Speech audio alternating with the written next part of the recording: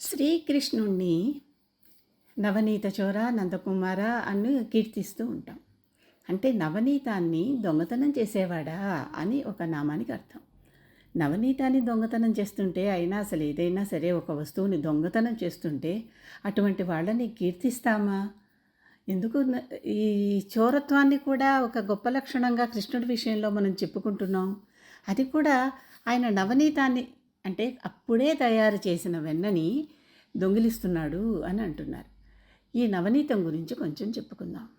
మొట్టమొదటిసారి ఈ నవనీత అర్థం నాకు సడన్గా మనసులోకి స్ఫురించింది ఎప్పుడంటే, అక్కడ గోకులానికి వెళ్ళి, ఉత్తరప్రదేశ్లో ఉన్నది కదా, మధుర గోకులం అవన్నీ ఉన్నాయి కదా, అక్కడ గోకులానికి వెళ్ళి అక్కడ కృష్ణుడిని చూసి అక్కడ అందరూ ప్రసాదం ఏంటంటే ఆ గుడిలో చక్కగా అప్పుడే తీసిన వెన్నెలో మెత్తటి పంచదార పొడిని కలిపి అది ఒక ఒక చిన్న ఉసిరికాయంత మన చేతిలో పెడతారు ప్రసాదం అని.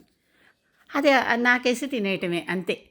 ఇటువంటి ప్రసాదం తిన్నాక ఒక్కసారి ఆ ప్రసాదంతో పాటు ఆ శ్రీకృష్ణుడు నాకు ఒక సందేశం పంపించాడా అన్నట్లుగా ఎంత అద్భుతంగా ఉందంటే ఆ ప్రసాదం తినంగానే కలిగిన జ్ఞానం అన్నమాట అది. ఈ స్నేహాన్ని కృష్ణుడు అందరి దగ్గర నుంచి దొంగిలించాడు.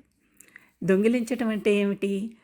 నవనీతంతోనే కదా మళ్ళీ వచ్చేది, వెన్న చేస్తేనే కదా నెయ్యి వచ్చేది. ఈ వెన్న అనేది అప్పుడు మనకి రుచి చూపిస్తున్నాడు. దానిని పర్మనెంట్గా చేసుకుంటే అది నెయ్యి అవుతుంది. కానీ కొత్త కొత్త తాజా వెన్న అనమాట నవనీతము అంటే. నెయ్యి మాత్రము ఎప్పటికీ పాడు కాదు.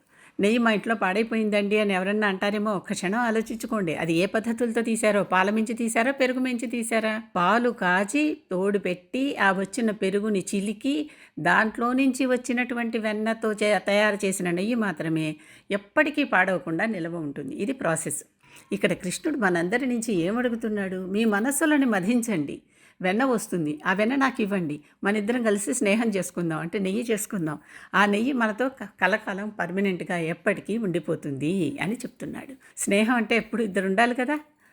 కృష్ణుడు ఎలాంటి స్నేహాలు చేశాడో ఒక్కసారి గమనిస్తే, అంటే ఎన్నో రకాల స్నేహాలు చేశాడు. ఎన్ని రకాల స్నేహాల్లో నన్ను బాగా ఆకట్టుకున్న స్నేహాలు రెండు. ఒకటి, అతి బీదవాడైనటువంటి, తనతో పాటు స్కూల్లో తన సాందీపని ఆశ్రమంలో తనతో పాటు కలిసి చదువుకున్నటువంటి అతి పేదవాడైనటువంటి సుదాముడు. కుచేలుడు అన్నారు ఆయన్ని. అంటే చేలము అంటే వస్త్రం కదా, వస్త్రముక్కు అంటే జీర్ణమైపోయి చిరిగిపోయి వెలిసిపోయి ముక్కలైపోయిన వస్త్రాన్ని కుచేలము.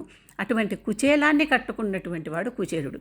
అంటే ఆయన బట్టలు ఎప్పుడూ అంత దీన స్థితిలో ఉండేవన్నమాట. అటువంటి కుచేలుడితో ఈయన స్నేహం చేశాడు.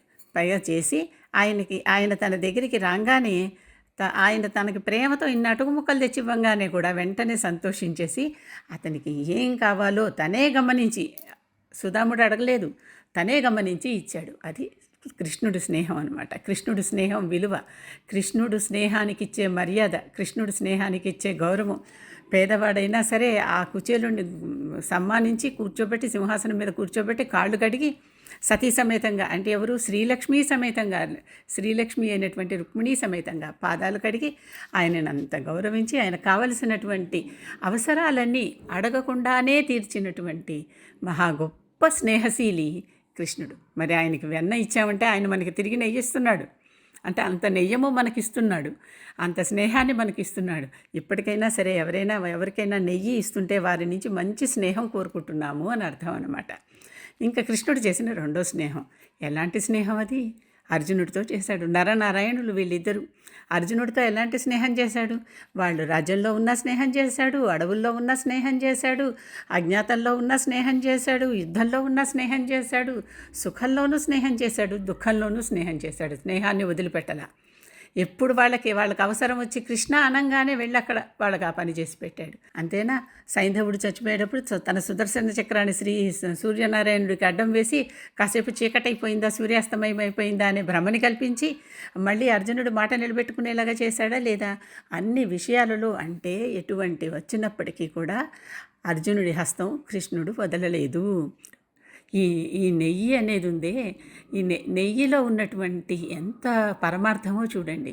ఎప్పటికీ చెరగనిది, ఎప్పటికీ పాడైపోంది, ఎప్పటికీ చెదరనిది నెయ్యి.